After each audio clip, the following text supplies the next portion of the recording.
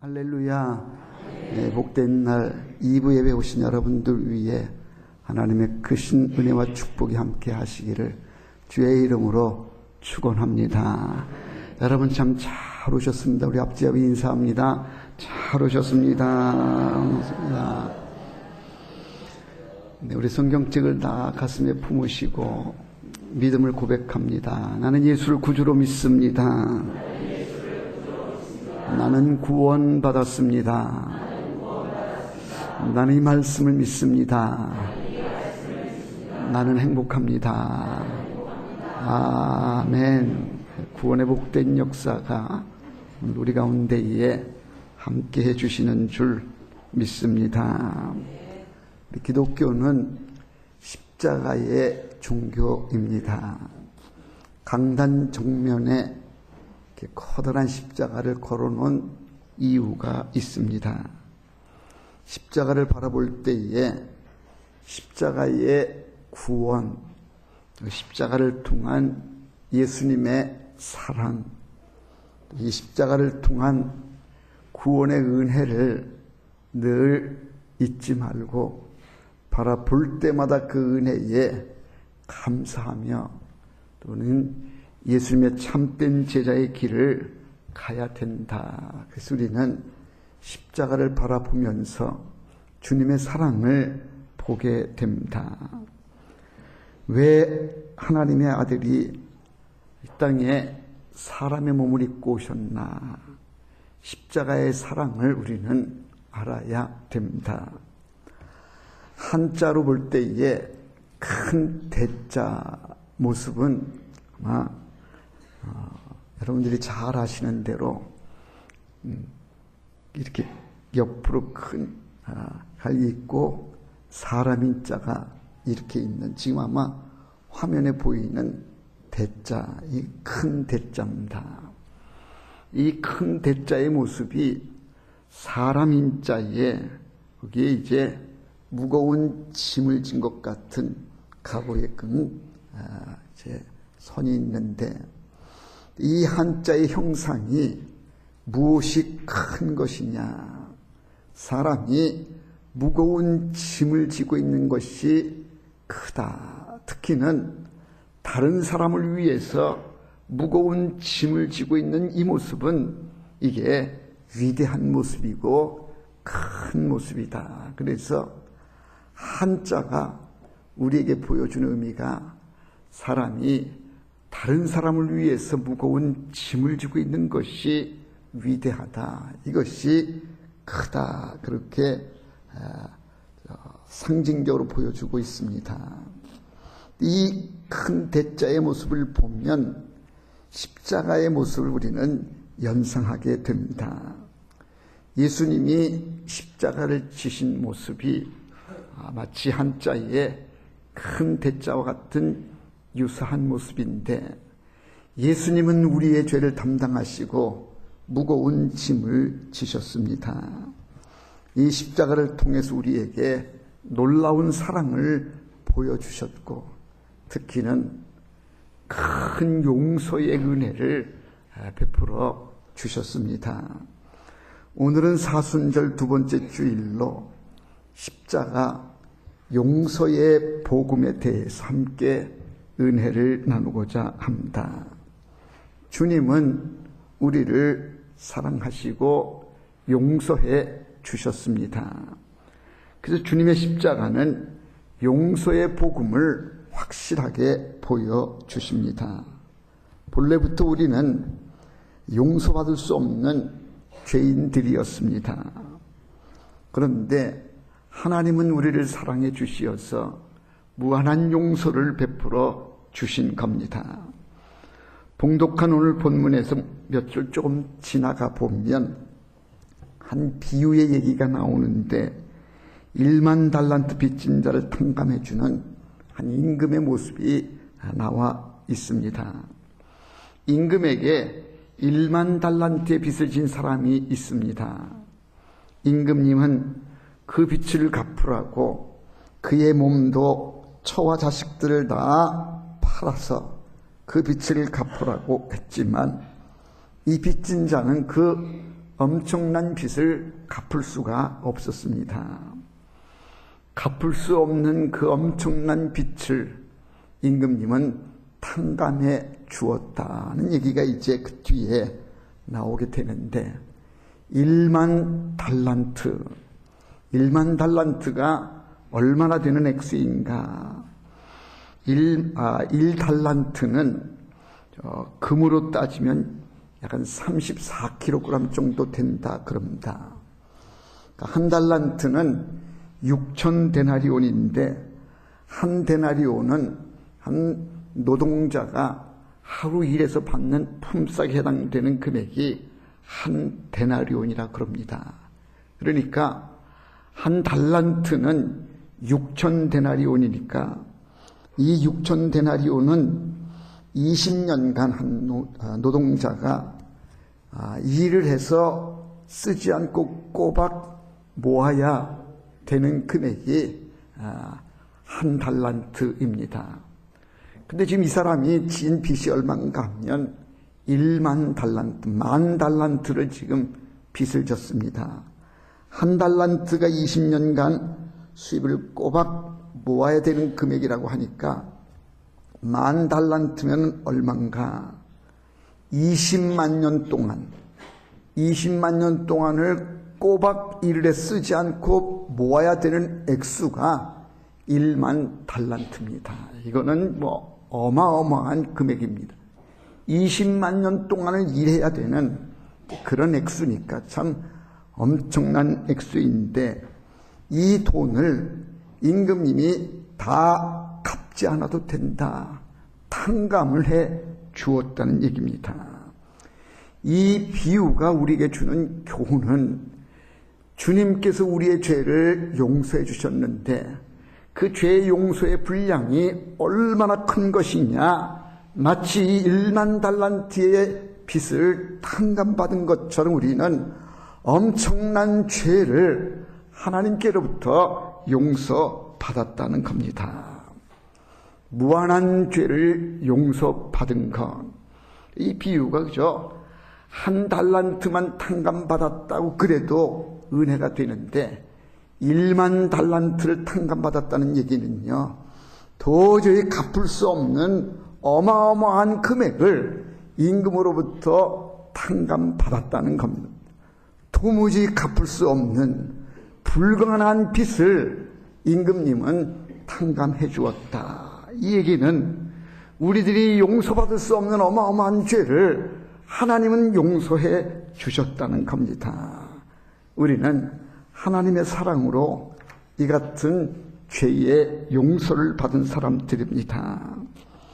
예수님의 십자가가 이 사랑을 우리에게 보여주고, 예수님의 이 십자가가 예수님의 하나님의 무한한 용서를 우리에게 보여주고 있는 겁니다. 요한복음 3장 16절에 보면, 하나님이 세상을 이처럼 사랑하사 독생자를 주셨으니 이는 그를 믿는 자마다 멸망하지 않고 영생을 얻게 하려 하심이라. 하나님이 우리를 사랑해 주셨는데 얼마만큼 사랑하셨는가? 이처럼 사랑하셨다고 그랬어요.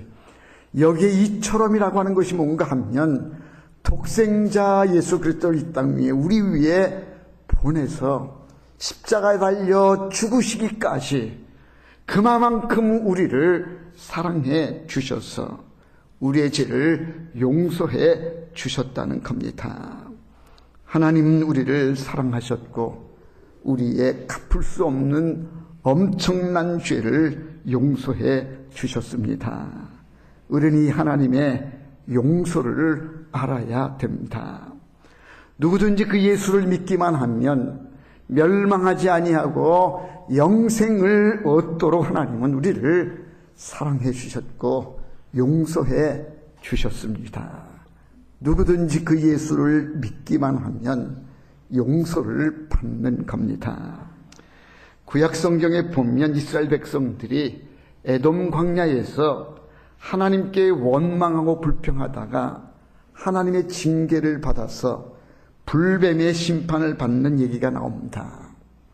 하나님을 원망했던 그들이 불뱀에게 물리게 되면 나 그 자리에서 죽게 될 때에 모세가 하나님 앞에 나가 기도합니다. 하나님이여 이 백성을 불쌍히 여겨 주옵소서. 이 백성들의 죄를 용서해 주옵소서. 간절하게 이 모세가 하나님 앞에 기도할 때에 하나님 모세의 기도를 들으시고는 놋뱀을 세워주십니다.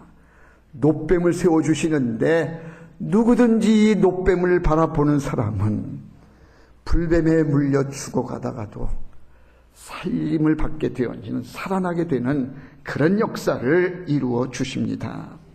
이 같은 내용이 민수기 21장에 기록이 되어 있는데 민수기 21장 9절에 보면 불뱀에 물린 자가 놋뱀을 쳐다본 중 모두 살더라.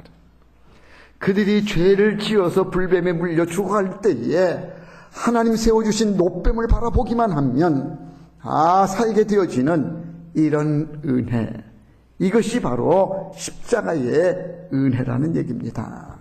우리 모두가 다 죄로 말미암아 죽어갈 때에 누구든지 이 십자가를 바라보면 십자가의 사랑을 통해서 십자가의 은혜를 통해서 우리는 용서를 받게 되어지고 죽어가던 사람이 십자가를 통해서 살게 되는 역사, 하나님은 우리를 그렇게 사랑하셨고 용서해 주셨습니다.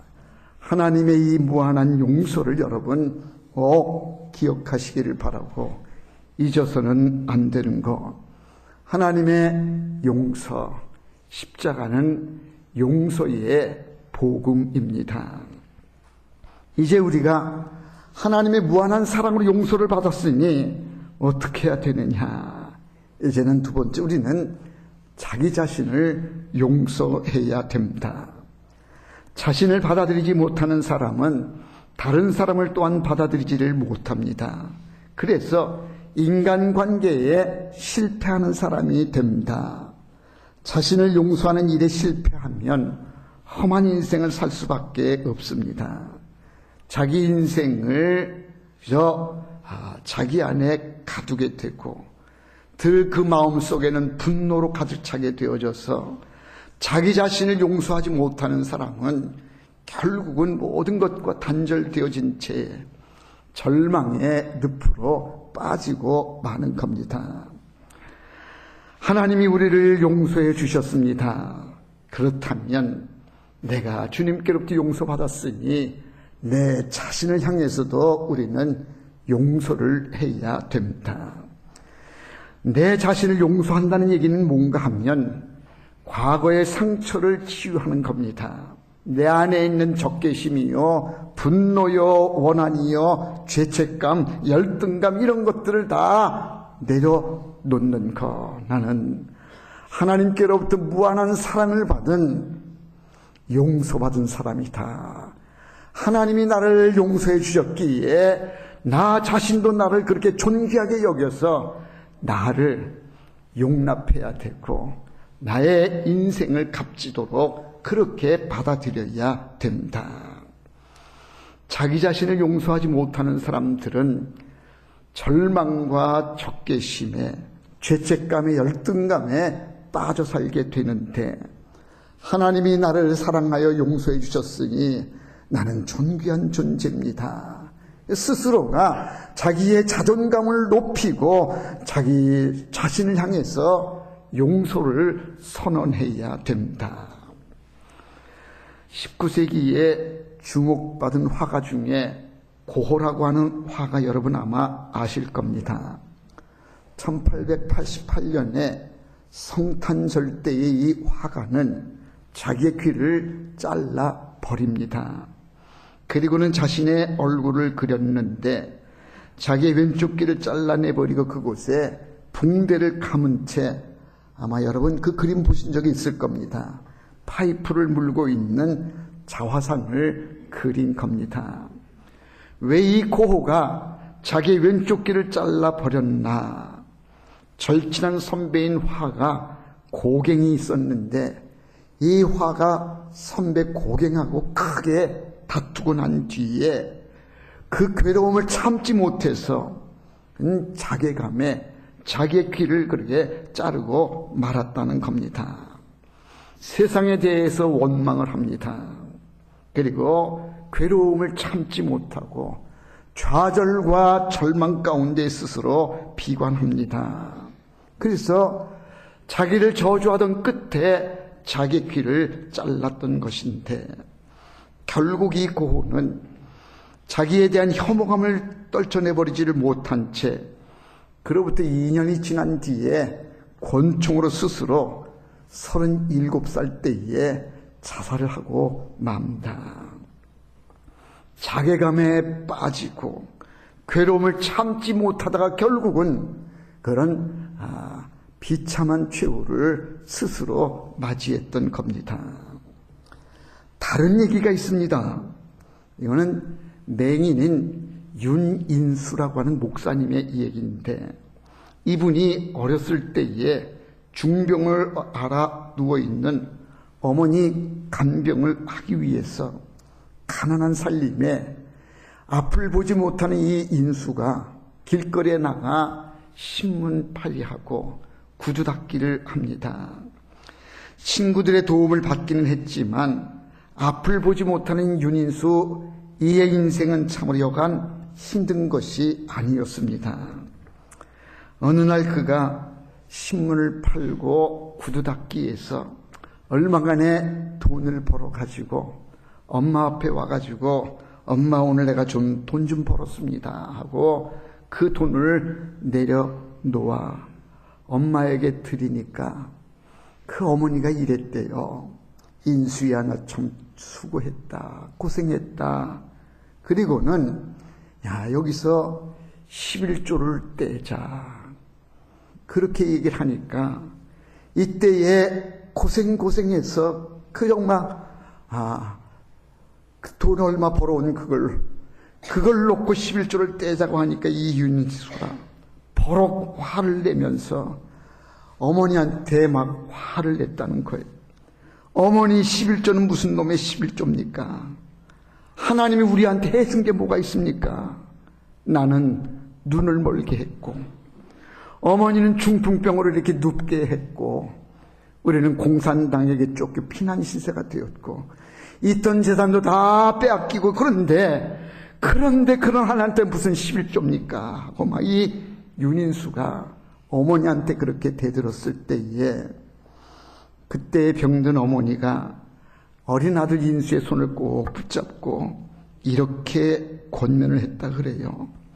인수야, 고향 잃어버린 것도 한스럽고, 집을 잃어버린 것도 원통하고, 건강을 잃어버린 것도 서러운데, 하나님까지 잃어버리면, 믿음까지 잃어버리면 우리에게 뭐가 남겠니? 그러면서 인수야, 그래도 우리는 하나님을 꼭 붙잡아야 된다.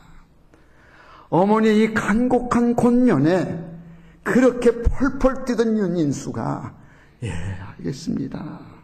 그리고는 과거의 상처를 다 떨쳐버리고 윤인수는 신학을 공부해서 목사가 되었다는 얘기입니다. 과거에 아픔이 있습니다.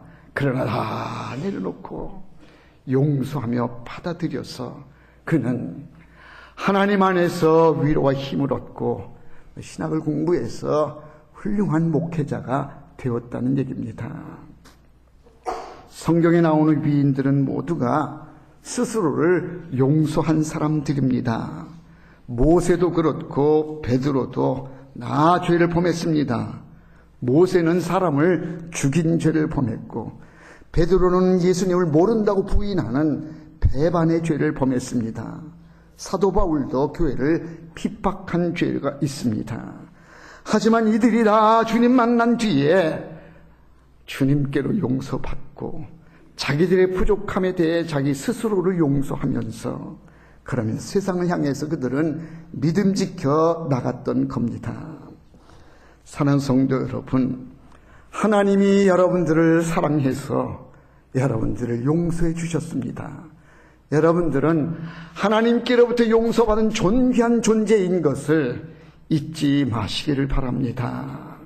간혹 보면요, 스스로를 비하하는 사람들이 얼마나 많은지 모릅니다.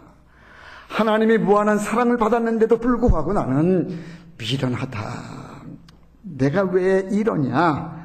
내 팔자가 참으로 한심하다. 그렇게 탄식하는 사람들이 있더라는 거예요. 하나님은 우리를 사랑해서 독생자 예수까지 아낌없이 내어주시면서 우리를 용서해 주신 우리를 존귀한 존재로 우리를 세워주셨는데, 그런 하나님의 이 사랑은 저버리고 스스로가 나는 비참하다, 나는 부족하다, 나는 한심한 내 팔자가 왜 이러냐 탄식을 하면 스스로를 비하하고 있는 이런 모습은 하나님 보시기에 합당치 않다는 얘기입니다. 하나님이 나를 존귀하게 여겨서 이렇게 용서받게 해주신 이 은혜에 내 스스로의 부족함을 깨닫고, 하나님의 은혜입니다, 감사합니다, 스스로를 용납하고 자기 자신을 용서할 수 있는 이런 삶이 되어야 된다는 얘기입니다. 스스로를 학대하면 안 됩니다.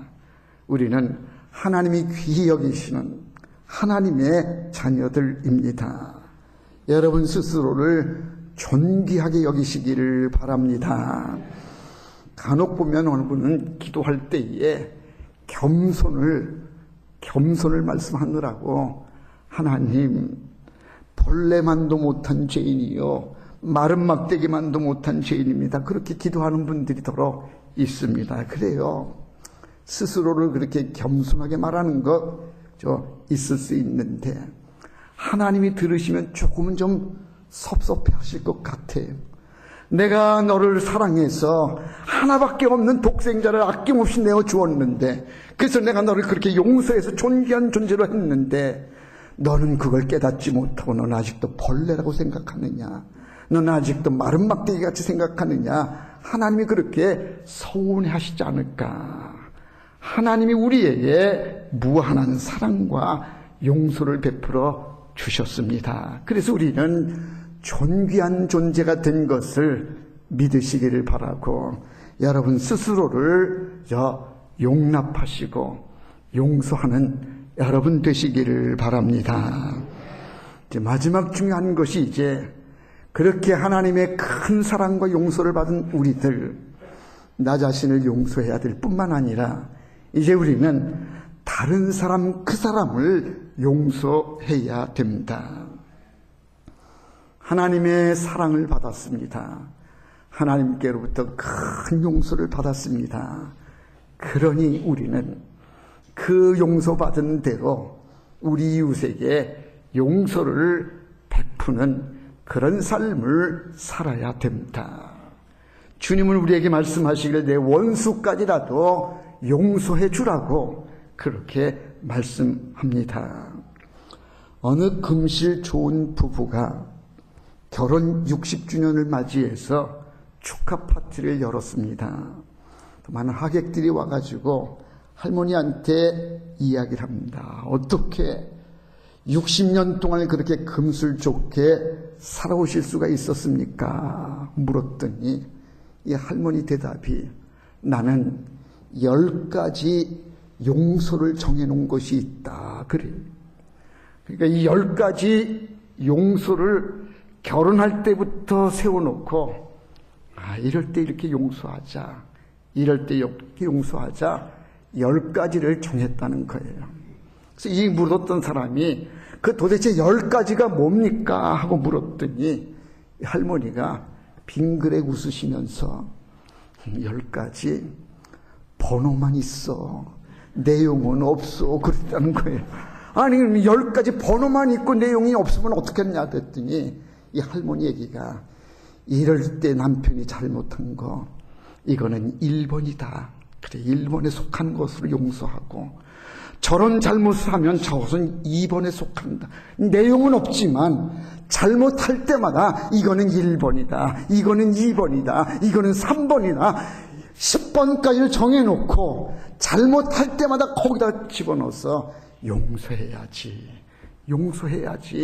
그렇게 살아서 60년을 그렇게 금슬 좋게 지내왔다. 그렇게 이야기를 하시더라는 겁니다. 용서의 삶을 사는 겁니다. 오늘 주님은 마태복음 18장 18절에서 이렇게 말씀하십니다. 진실로 너희에게 이르노니 무엇이든지 너희가 땅에서 매면 하늘에서도 매일 것이요 무엇이든지 땅에서 풀면 하늘에서도 풀리리라. 저는 이 말씀이요 얼마나 은혜가 되기도 하고 얼마나 두려운지 모릅니다. 이 말씀의 내용이 그렇게 되어 있죠. 네가 무엇인지 땅에서 매면 하늘에서도 그대로 매일 것이고 땅에서 네가 무엇인지 풀면 하늘에서도 풀린다는 거예요. 그러니까 땅에서의 네 삶이 어떤 삶이냐에 따라서 하늘에서의 결정이 그대로 이루어진다는 거예요. 땅에서 네가 완악하고 강팍하게 살면 나도 하늘에서 너를 그렇게 대할 것이고, 네가 땅에서 풀고 용서하고 사랑의 삶을 살면 나는 하늘에서 나도 그렇게 해주겠다. 땅에서 매면 하늘에서도 매일 것이고 땅에서 풀면 하늘에서도 풀릴 것이다.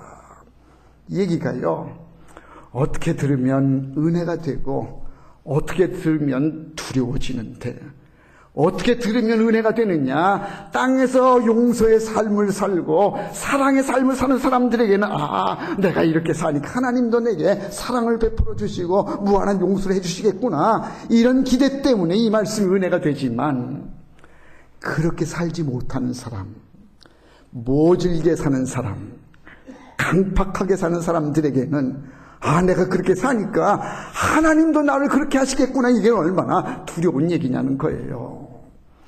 땅에서 매면 하늘에서도 매이고 땅에서 풀면 하늘에서도 풀린다. 어쩌면요 우리 하나님께로부터 은혜의 삶을 살고 더 큰 사랑과 용서의 삶을 살지를 못하는 것은 내가 이 땅에서 그렇게 살지를 못하기 때문에 하나님도 내게 그렇게 하시는 것이 아닌가 두려운 마음이 드는 거요.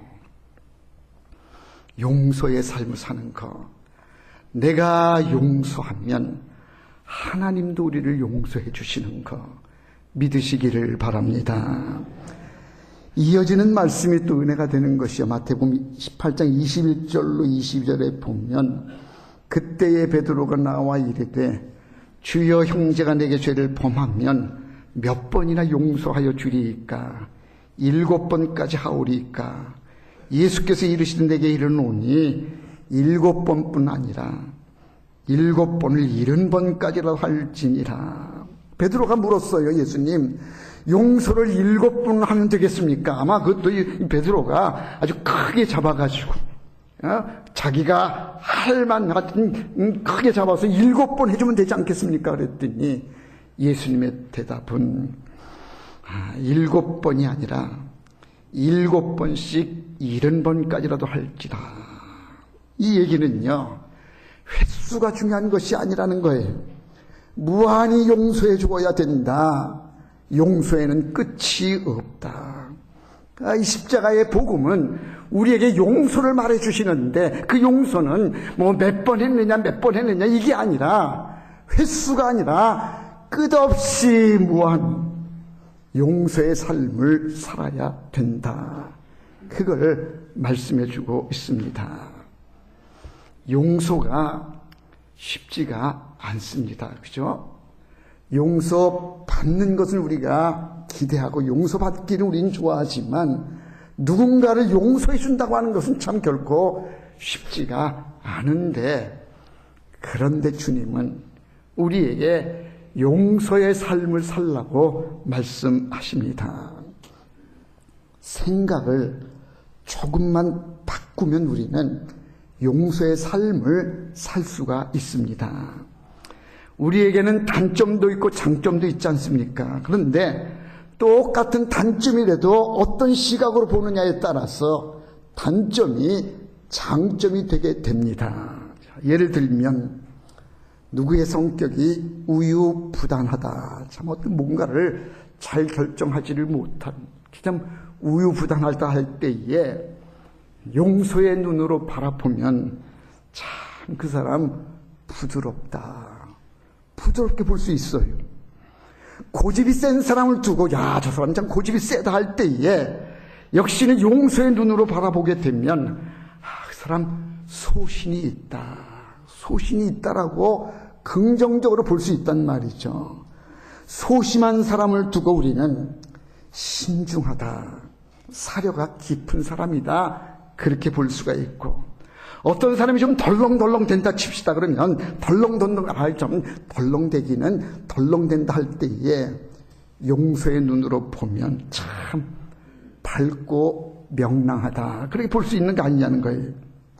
까다로운 사람을 볼 때 꼼꼼하다, 치밀하다 그러고, 좀 우울하게 보이는 사람은 어떻게 보면 안 좋게 얘기하면 조금 우울해 보인다, 저 사람 볼 때마다 기분이 좀 그렇다, 긍정의 눈으로 보고 용서의 눈으로 보면요, 참 사람이 차분하다, 직선적인 사람은 솔직하다, 결단력이 있다, 그렇게 볼 수 있고요. 변덕쟁이, 변덕을 자주 부리는, 아침 저녁으로 막 변덕이 죽을 듯 하는 사람 보면 감성이 풍부하다. 아침에 감성이, 저녁 감성이 풍부. 잘난 척하는 사람은 아는 게 많다, 그렇게 말하고, 뻔뻔한 사람 배짱이 두둑하다. 우리가 용서의 눈으로 보고요, 긍정의 눈으로 보면 얼마든지 좋게 볼 수가 있는 건데, 그걸 고깝게 보면서 왜 그러냐고 막 트집하고 책망하게 되면 결코 우리의 삶은 메말라질 수밖에 없습니다. 두 친구가 사막을 걷고 있었었는데 한참을 걸은 뒤에 어느 지점에 이르러 가지고 이 두 친구가 말다툼이 났어요. 막 다툼이 커지다가 한 친구가 뺨을 탁 때렸어요. 뺨을 얻어맞은 친구가 매우 아팠지만 모래 위에다가 이 일을 씁니다. 오늘 나의 가장 친한 친구가 나를 때렸다. 모래 위에다 그렇게 썼어요. 그리고는 또 둘이 한참을 또 이렇게 사막길을 가다가 오아시스를 만났어요. 그 오아시스에 가가지고 우리야 좀 수영도 하고 물놀이 하자. 그러고 그 물에 들어갔는데 아까 뺨을 얻어맞았던 그 친구가 그 늪에 빠져가지고 호우적 막 죽어가는데 때렸던 친구가 그 모습을 보고 그를 구해냈어요. 그래서 죽어갔던 그 친구, 뺨을 얻어맞았던 친구가 그 친구의 도움으로 살아나게 되면서 그가 또 썼어요. 이번은 어디서 썼느냐? 돌에다가 썼어요. 오늘 나의 가장 친한 친구가 내 생명을 구해줬다. 이 모습을 보고 그 때렸던 친구가 묻는 거예요. 얘, 아까 내가 너를 때렸을 때는 너 모래에다가 뭘 쓰더니 이번에는 왜 돌에다가 썼느냐 그랬더니 이 친구 하는 말이, 누군가가 나를 아프게 할 때에 모래에다 쓰는 것은 용서의 바람이 불면 그 썼던 거 다 지워지라고 모래 위에다가 쓴 것이고, 누군가가 내게 사랑을 베풀고 내게 좋은 일 했을 때에는 그게 잊혀지지 않도록 돌에다가 쓴 것이다. 그렇게 이야기를 했다는 거예요. 용서입니다. 누군가가 나를 아프게 했을 때에 그걸 다 잊어버리고 용서의 삶을 사는 것이 이게 십자가의 복음입니다.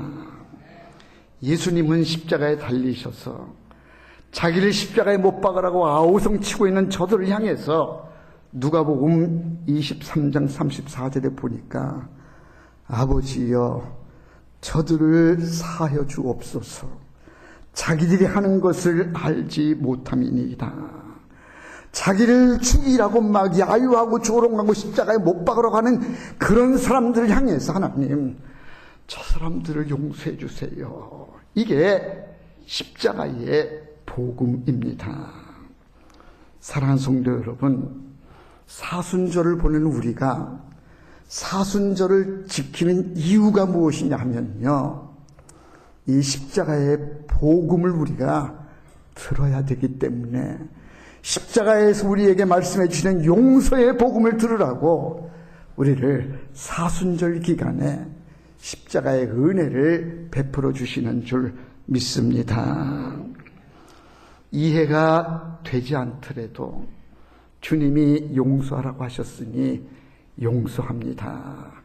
나를 해치고 내게 아픔을 주는 그런 사람이라고 할지라도 주님 용서하라고 하셨으니 내가 용서합니다.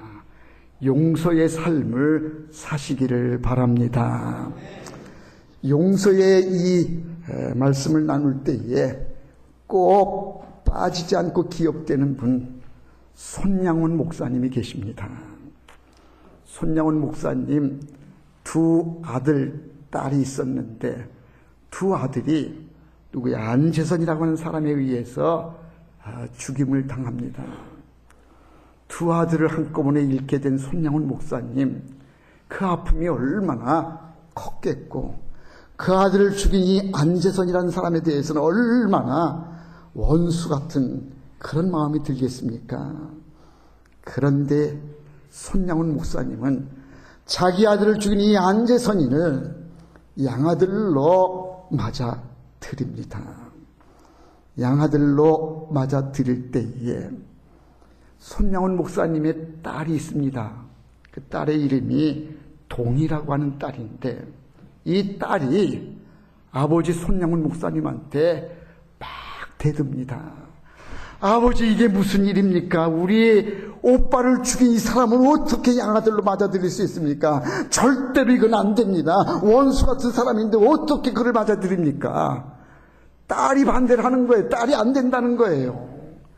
어떻게 오빠를 죽인 사람을 어떻게 우리 양아들, 내가 그 사람을 어떻게 오빠라고 부를 수 있느냐고, 안 된다라고 딸 동이가 반대를 할 때에 손양훈 목사님이 이렇게 말을 했대요. 예수님은 우리 위에 십자가를 지셔서 우리의 죄를 다 용서해 주시면서 그 예수님이 내 원수까지라도 용서하라고 하셨으니 용서해야 되는 것이 마땅하지 않겠니? 손양훈 목사님이 딸을 그렇게 설득을 해가지고 동희도 아버지의 뜻을 받아서 그래서 그 아들 죽인 안재선이를 양아들 삼았다는 얘기입니다. 사랑하는 성도 여러분, 우리를 모질게 못되게 하는 미운 사람들이 있어요. 원수들이 있어요. 아무리 우리에게 원수가 되어진들 손양훈 목사님의 두 아들을 죽인 사람만큼이나 우리에게 원수시간 된 사람이 어디 있겠습니까?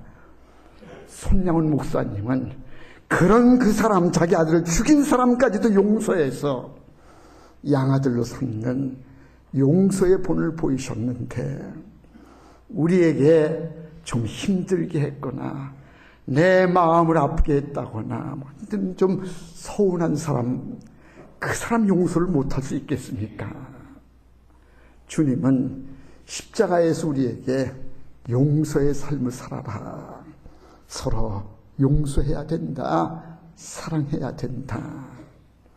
혹시 오늘 이 말씀을 듣는 가운데에 누군가가 생각나는 분이 있다고 하면 오늘 그분을 용서합시다. 적어도 사순절을 보내는 이 기간에, 주님의 십자가를 바라보는 이 기간에 우리가 용서를 실천하는 것, 이게 우리가 예수 믿는 사람들의 삶이 아닌가. 오늘 용서의 삶을 살아가는 여러분 다 되시기를 주의 이름으로 축원합니다. 기도합시다. 사랑 많으신 아버지 하나님, 십자가의 은혜를 생각하며 용서의 가르침을 듣습니다. 아버지여, 저들을 사하여 주옵소서. 자기들이 하는 것을 알지 못함이니이다. 돌을 던지고 십자가에 못 박으려고 아우성을 치는 저들을 향해서 용서를 선언했던 예수님처럼 오늘 우리의 삶이 용서의 삶이 되게 해 주옵소서. 나를 힘들게 했던 나를 못살게 굴고 어렵게 우리에게 등을 졌던 이들, 생각나는 이들마다 그들을 사랑할 수 있게 해주시고 용서할 수 있게 해 주시옵소서. 주의 무한한 사랑을 받은 우리들이 그 사랑을 조금이나마 실천할 수 있게 해 주옵소서. 예수님의 이름으로 기도하옵나이다.